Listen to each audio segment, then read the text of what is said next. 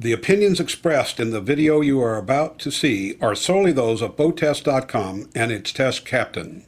Hi, Captain Steve for BoatTest.com, and today we're going to review the design and features of the Beneteau Flyer GT34. The design team at Beneteau tell me that they designed the GT34 to provide sport boat handling with an enclosed sport coupe layout. Let's see how they've done with the layout as we begin our tour up at the bow, where we have a rail height of 30 inches or 76.2 centimeters. A hatch conceals the standard Lumar windlass. The compartment to the side is open to allow access to the anchor rod. Notice how water is directed overboard rather than into the compartment. The bow sun pad is optional, and there's a cutout that can be removed to allow natural light into the lower deck. It's hard not to be impressed with the massive single-piece windshield, and there are twin pantograph windshield wipers with integrated washers. I found the side decks to be quite easy to access, mostly thanks to the clever molded handhold along the side of the hardtop. Steps lead into the cockpit from both sides. The door to the cockpit opens inward, which means that if you fall against it, you don't fall out. High marks to Beneteau for creating this clever emergency bilge pump with the handle storing conveniently in the cockpit door. The cockpit has C-shaped seating to port, with a wood table that opens up to allow for dining all the way across to the lounger to starboard. In the closed position, the leaf support doubles as a handrail. The lounger is quite comfortable, offering a full view of the stern, and underneath is dedicated space for a life raft.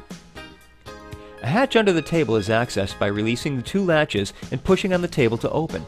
This allows access to the engine compartment, but I'd like to see the engine access improved, especially for daily engine checks. Forward into port is an entertainment center. At the top is a standard sink, and there's an option for an electric grill just to the left.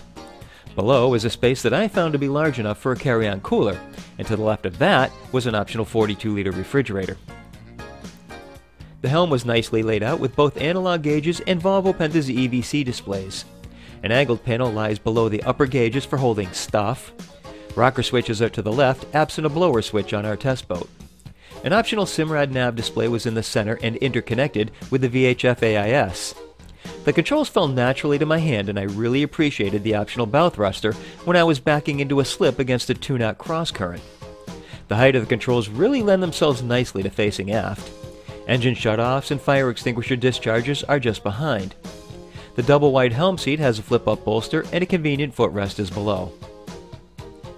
Visibility was best for me from the seated position. Standing requires the large sunroof to be opened, and then I was looking at the overhead frame.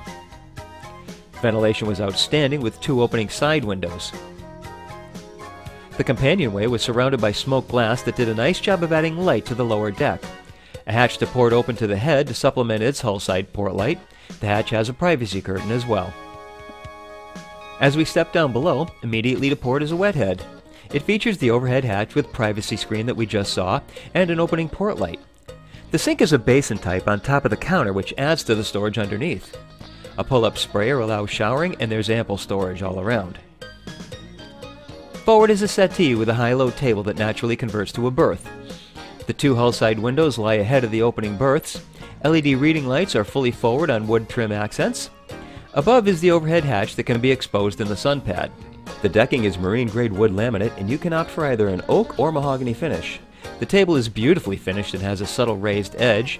Storage cabinets are to both sides, and a privacy curtain close the entire area off.